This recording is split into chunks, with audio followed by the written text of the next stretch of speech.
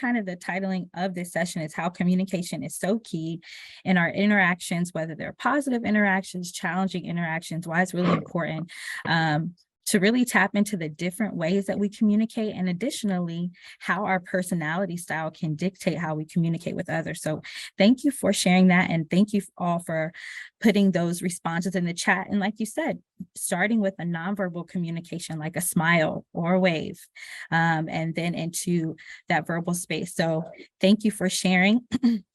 It's about 2:44 now, so I think we have pretty much everyone here. We'll still have people trickling in as we go. So I want to start now, as we have everyone on.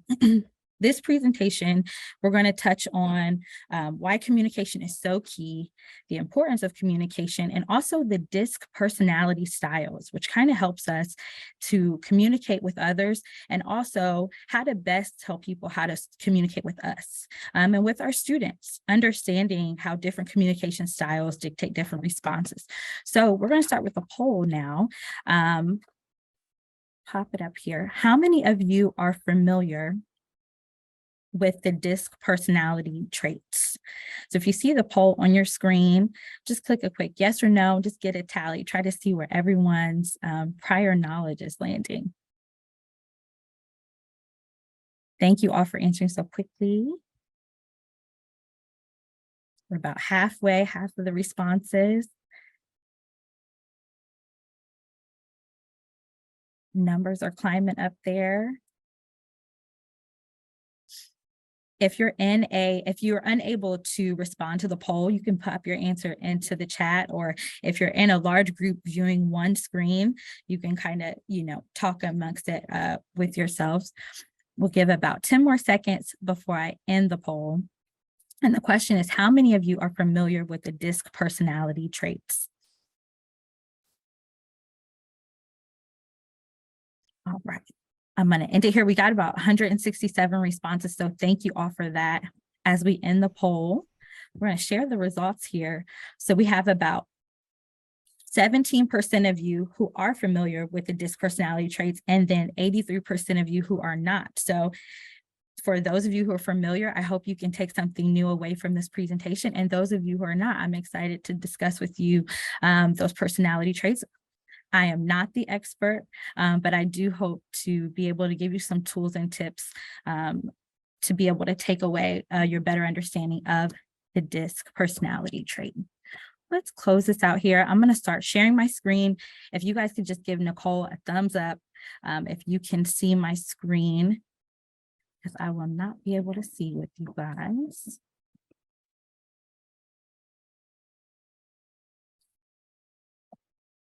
We can see it. We can see it, Ria. Perfect. Thank you so much. Before we get started, I see a hand raised. Ms. Brown.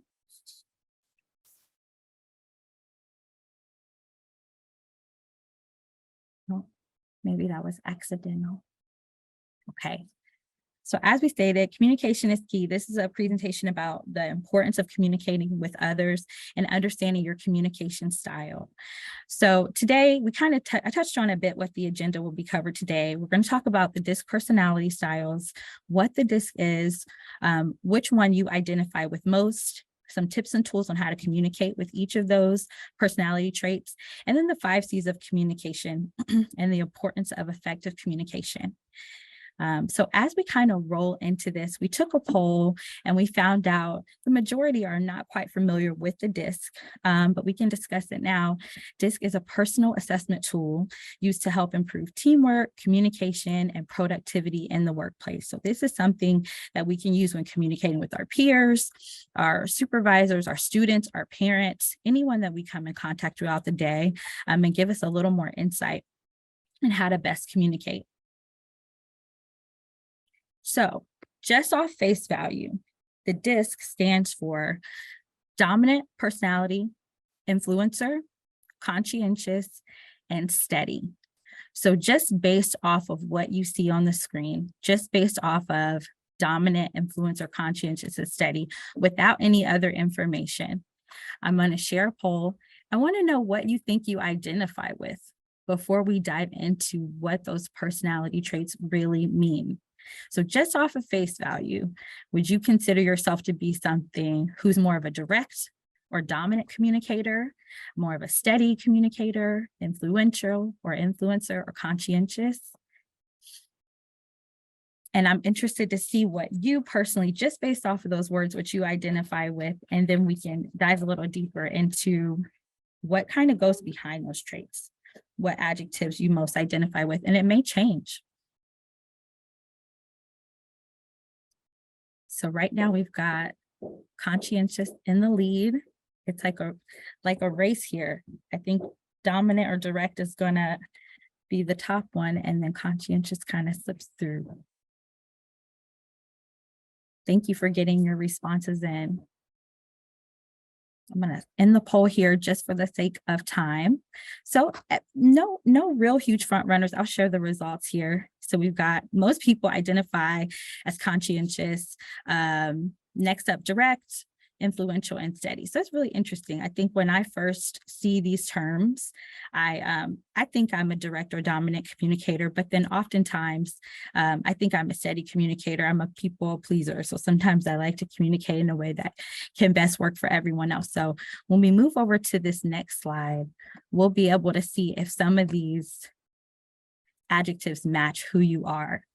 So pop in the chat. If you look at the descriptors for dominant, how many of you identified correctly that you were a dominant personality or an influencer or conscientious or steady? If you could place some of your responses in the chat, did you hit the nail on the head? Or do you see some descriptors that fall in a different category?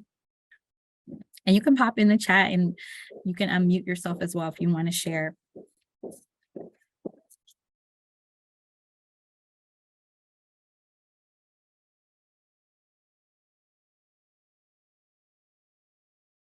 I think one interesting thing to notice as well is that there's those crosshairs where you may not be a dominant or influencer, or you may find identifying characteristics in both those boxes, and then you can fall in the middle. So there isn't one right answer, one wrong answer, but I'm always interested to see if when you hear the term dominant and you see the descriptors, if you identify that with yourself.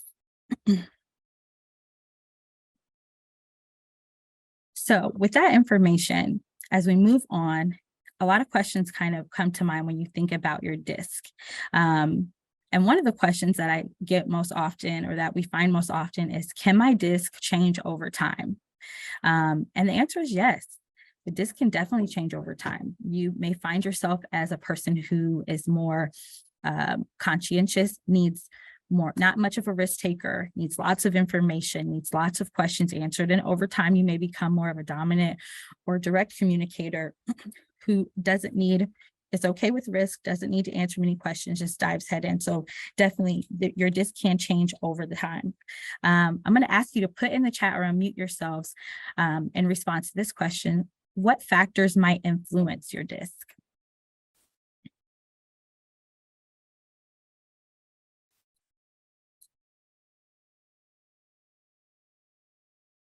And while Nicole is on, if Nicole could read out some of the comments in the chat, or if anyone wants to unmute themselves and share what may influence your DISC. So some people said the group or the people they're dealing with, who they are around, what they're dealing with in their life at that time, their confidence level, work versus home. Yeah. So yeah, their emotions. I like emotions. Someone put their coworkers. So all of those. Yeah, those are definitely factors. Thank you, Nicole, for reading those out. And someone touched on it in their comment. The DISC can be different at home and at work. So versus how you talk with your colleagues and how you talk with your family or communicate with your colleagues versus communicating with your family. So those are all things that influence our DISC. And the last question is, can I have more than one DISC style? And the answer is yes. So here on our next slide, we have those of you who may fall kind of in the crosshairs, where you find yourself in between being dominant or being influential, and you could identify as someone who has an DI or ID personality trait, and those areas may address who you are.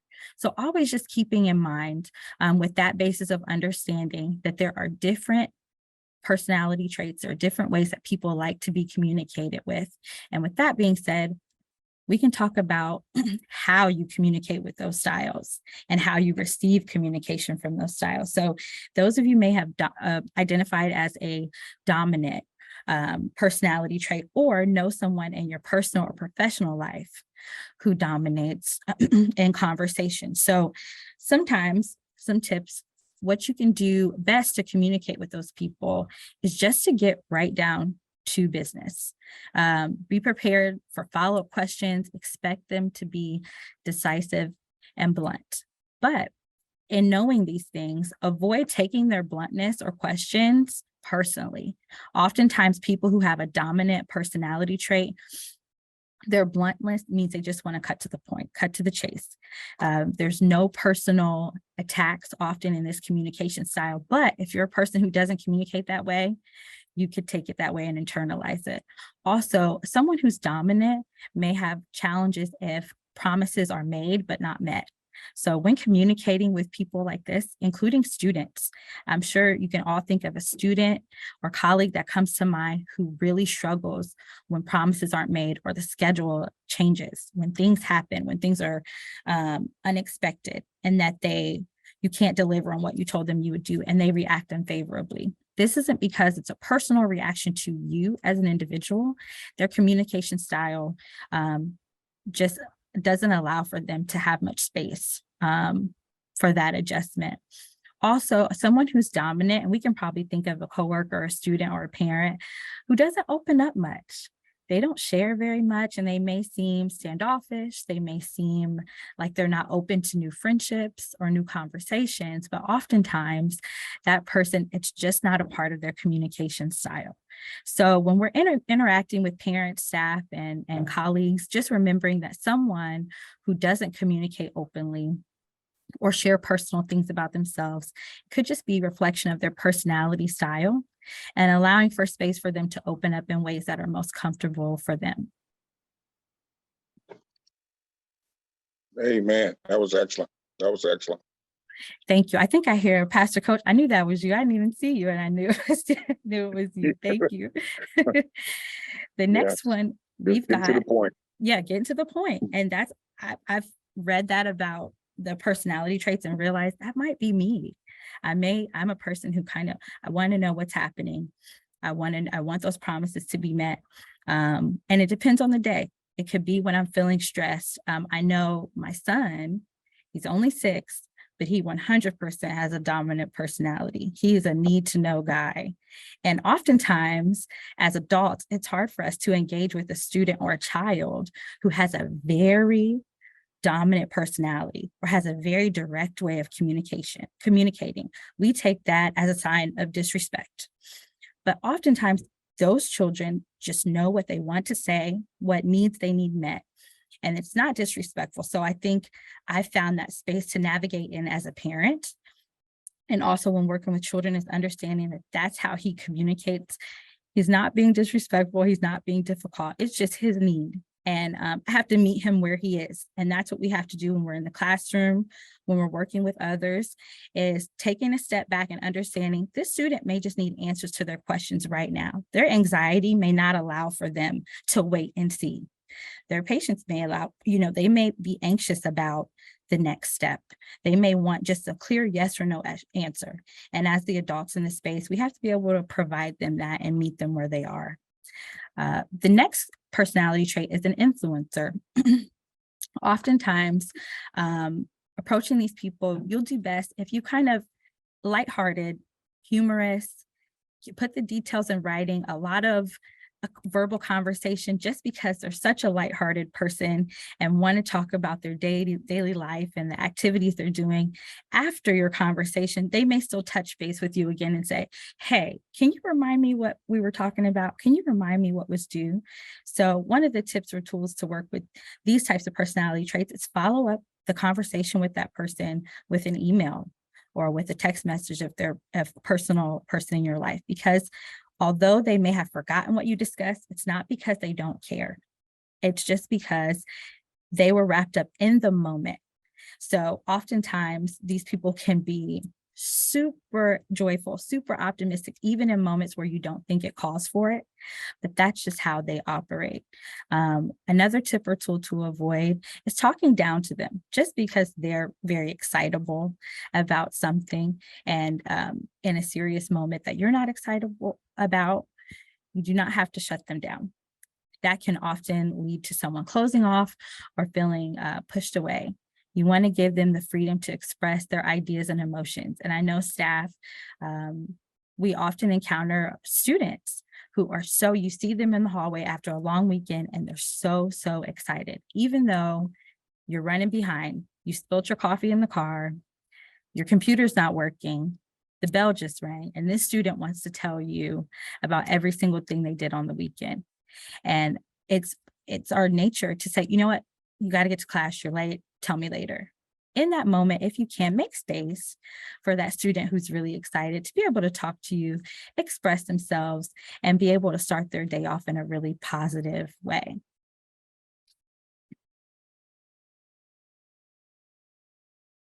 So next we have someone who is steady. And a person who is steady really wants to take into consideration everything that they've heard, everything that you've said. So we may have students in the hallway or students in the classroom where you give them an instruction and they don't move right away. They kind of sit in that moment, and you may take it as disobedience, you may take it as defiance, but sometimes those individuals just need time to process. They don't have the capacity to rush into a decision. Sometimes they need a little bit more. And if it's not dangerous, if it's not too disruptive, just give them a little bit more. Expect them to ask for detail, and then just be able to give them that detail, because it may limit any disruption, any outbursts, any fallout. If you just meet them where they are and understand that they need a little bit more time to decide. They need a little bit more time to process.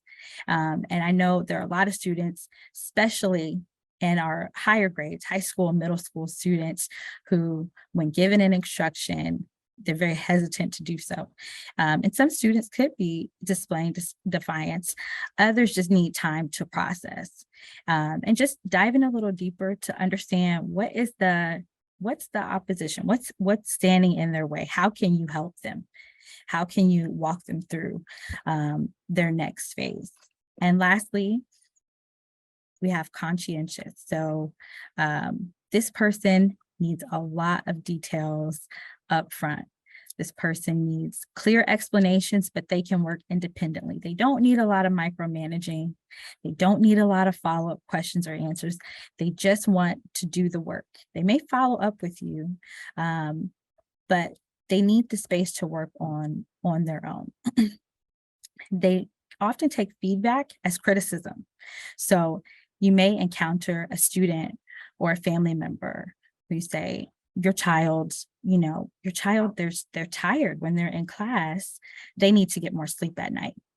That person may start to feel or think that they're not a good parent, or feel or think that they've done something wrong. So maybe framing that feedback, I like to call it kind of a sandwich, where you can frame it something positive, give the feedback, and close it out with a positive remark as well. And that's really important when we're talking to people who are conscientious, because they think a lot. They're in their heads a lot. So I'm going to stop sharing just briefly.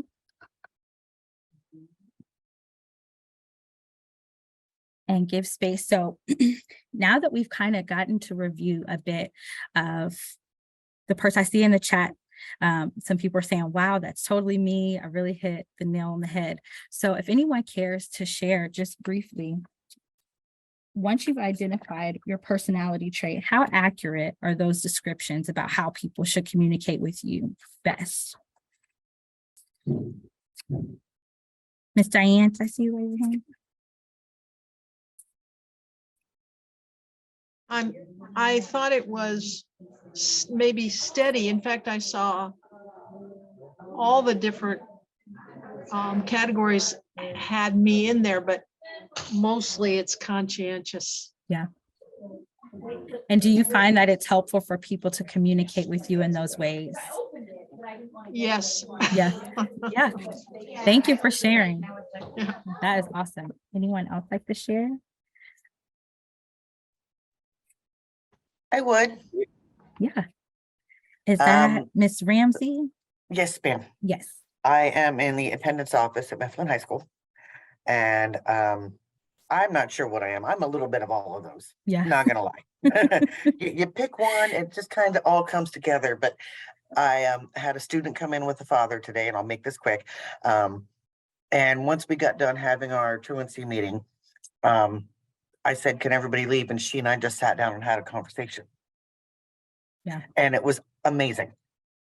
You know, I talked to her as another lady, as opposed to a superior, and she opened up a little bit because I asked all the right questions that I thought she would be uncomfortable answering in front of her father. Yeah. So that's where the communication really came into play today. And I'm so thankful for this meeting because that just gives me some more to work with. So thank Oh, you. That's so good. Thank you for sharing, Miss Ramsey. I appreciate that. That is really awesome. I'm gonna pop back in and feel free to still, if you didn't get a chance to unmute, please put your comments into the chat. Thank you, Nicole, for manning that chat as well.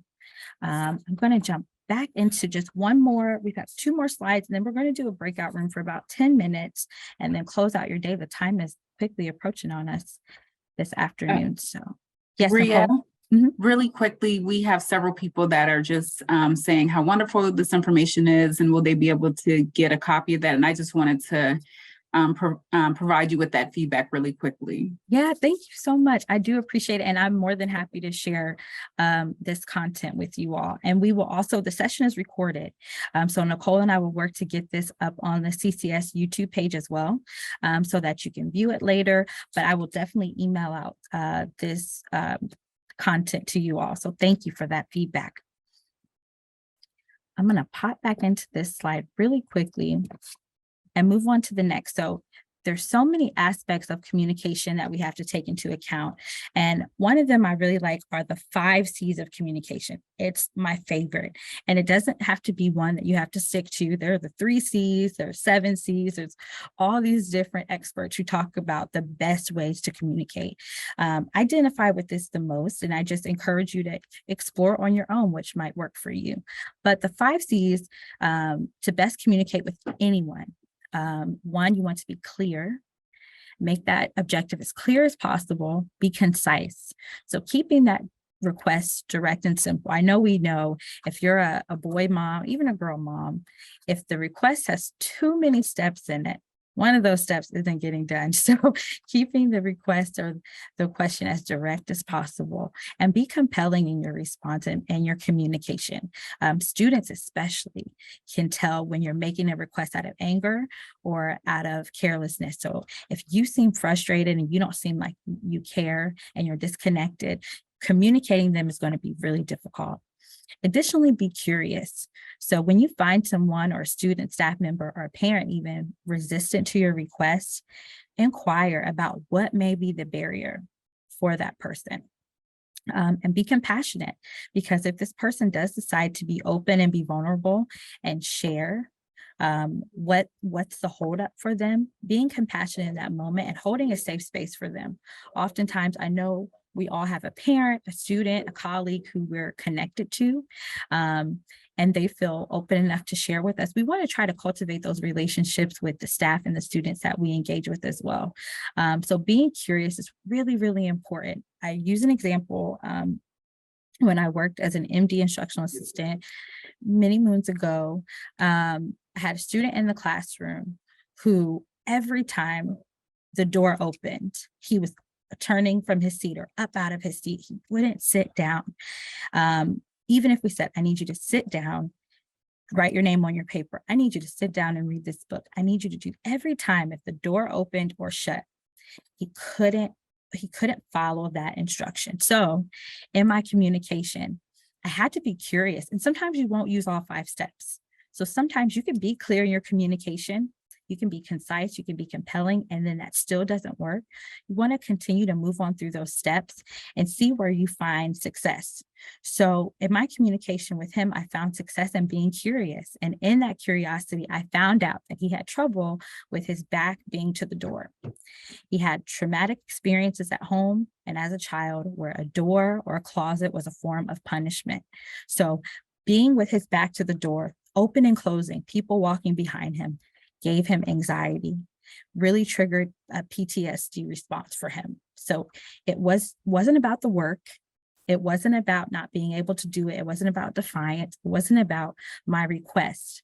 It was about that environment was a challenge for him. So in that communication, we found he can face the door. His back doesn't have to be to the door.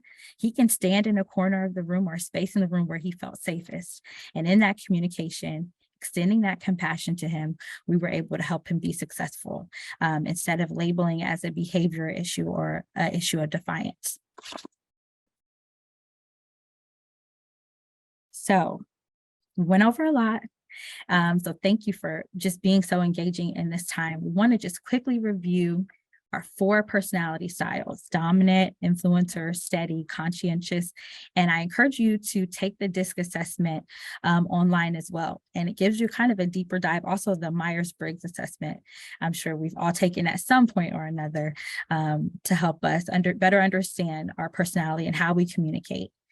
5 C's of communication. And then one we just talked about briefly, the different methods of communication. So we've got verbal, nonverbal, visual, and written. So with all these tools, I'd like to take those into the breakout rooms. And I'll post. Ria, Yes. I see 2 people stating they lost sound. I just want to make sure everyone can hear. If you could give a thumbs up if you can hear. Yes. Okay, so I'm not sure. Sorry to No, that's okay. Okay. No, that's okay. Thank you, Nicole. This slide, I think it's always a fun slide for me to see because these people are all communicating something, but each of us can interpret the communication as something different. I could think that the man on the bottom left is screaming out of anger, and you could think he's just watching a game and he's excited. And I could think that the young lady at the top is shrugging her shoulders because she doesn't care. But she could be uncomfortable. She may not have the answer. So I think when we're talking with students as well, taking a minute to really pay attention to these nonverbal communications and not jumping to conclusions, just taking a minute to understand what they might be trying to say to us. So it's time to practice. So we probably won't have time for all 3 of these. So we can, let's see, we'll do the one at the top. I got to move some things around so I can see. So a student in your classroom is not completing their independent work, and you would like for them to complete it during class time. I know we have some people who aren't in the classroom. So if that prompt doesn't apply to you, we can go down to the bottom that says a parent every morning asks the same question. They always ask to speak with you. They always have a problem. They always need to talk. I want you to use some of the tools that you learned today with your group to discuss how you would address these communication concerns or needs. And you may have some examples that you've experienced. Feel free to dialogue with those examples. I'm going to put everyone in a breakout room just for we're near the end, so just about 7 minutes in the breakout rooms, and then I'll bring you back. So those 2 scenarios were, if you're in the classroom, a student, you can't communicate with that student, they won't do their work, you need them to get their work done, or a parent who comes to you who's either angry or frustrated or just has 1,000,001 questions. How can you better communicate with that person and understanding what their style might be and what their needs might be? I'm gonna send you off here. Got about. Okay, I'm going to open the rooms now.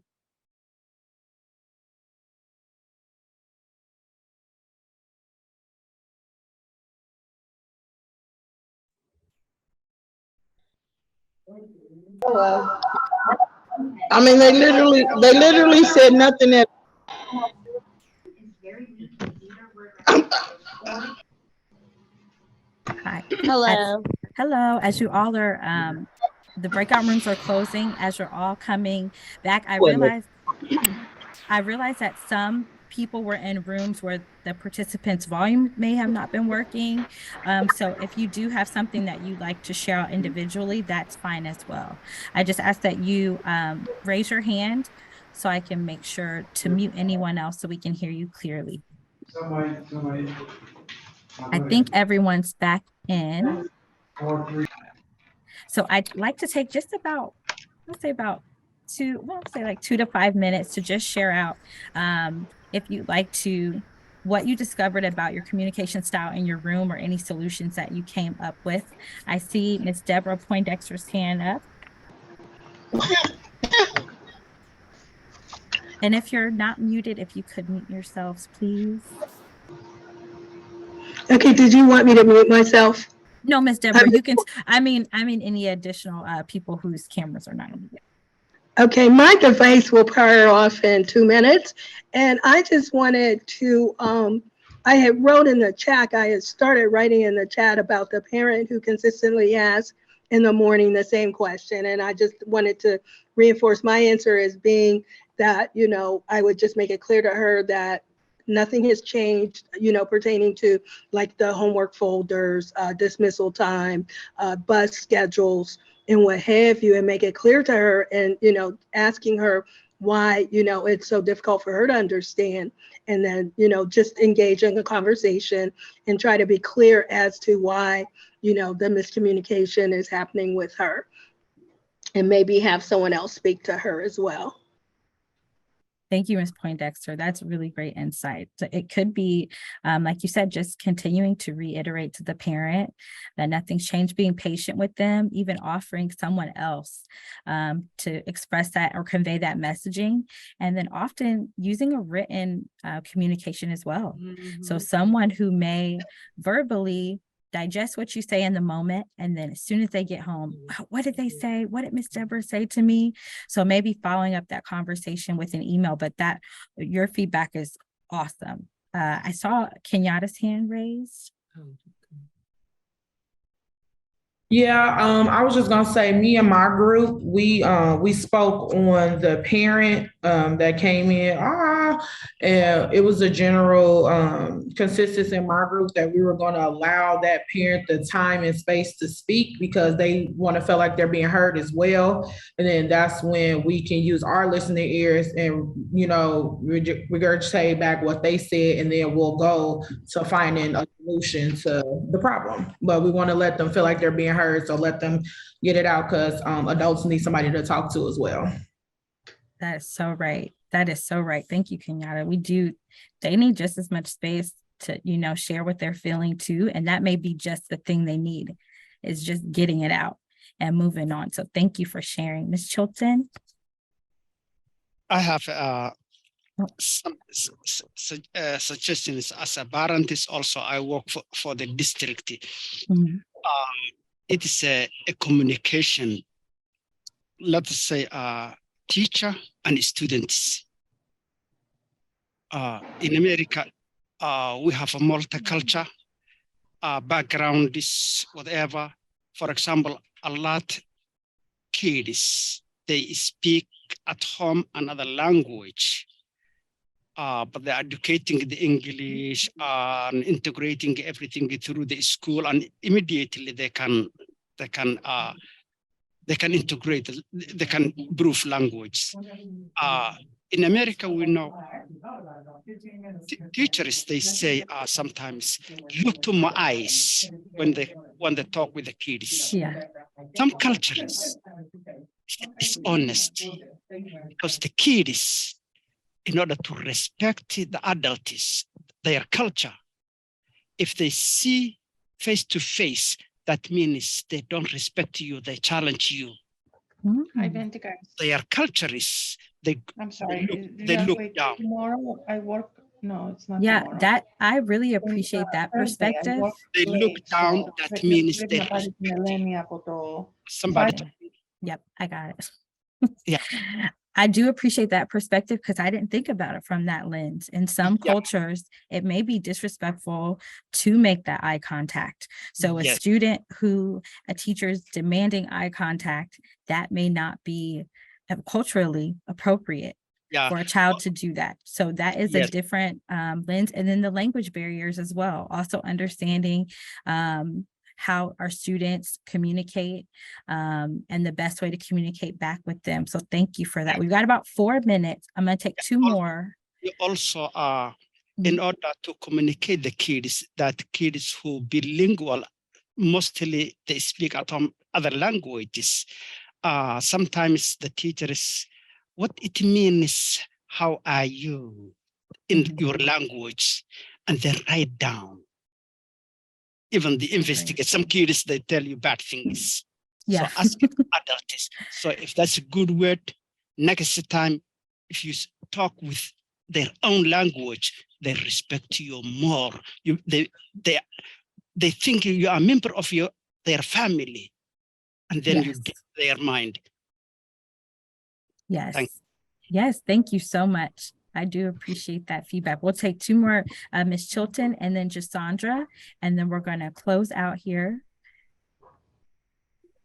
First, I'd like to say it is very important to learn about diversity because we have so many students coming in that we really need to respect each other's cultures. But in our classroom, we have a very young population, and the 3 people that were in my group were the same way. So we created an environment where they have sensory, they have tactile things that are academic, and then the teacher does most of the academic stuff. So while the 2 assistants are working with the kids, even though it's sensory, it may be fine motor. And so we're teaching them to use their hands so that they can prepare for writing. And then we may have liquid ABCs so that they're learning their ABCs or liquid numbers. So that's how we do it. So we don't really push the kids. We engage them and make it academically fun for them. Thank you so much, Ms. Chilton. Thank you. And then I've got Kim Mays, my final question. Ms. Mays, I see your hand raised, unless it was an accident. It may have been an accident. So I want to, my final slide for the day before we take any questions or feedback. The final slide is just a quote that I really enjoy and I can kind of sticks with me on a regular basis. To effectively communicate, we must realize that we are all different in the way that we perceive the world and use this understanding as a guide to our communication with others. So just keeping that close with you, students, staff, parents, perceive the world differently. And I know it can be difficult at times, especially when we're in school settings and environments where you may not have a lot of time to talk.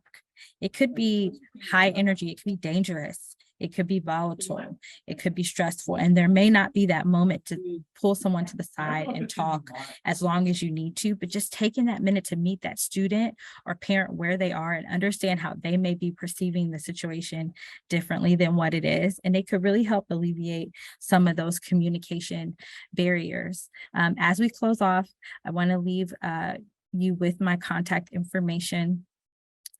Once again, I'm Rhea Mosley, one of the training specialists here with the districts. Feel free to email me also the evaluation link, leave your feedback there, and I'll do my best to get back with you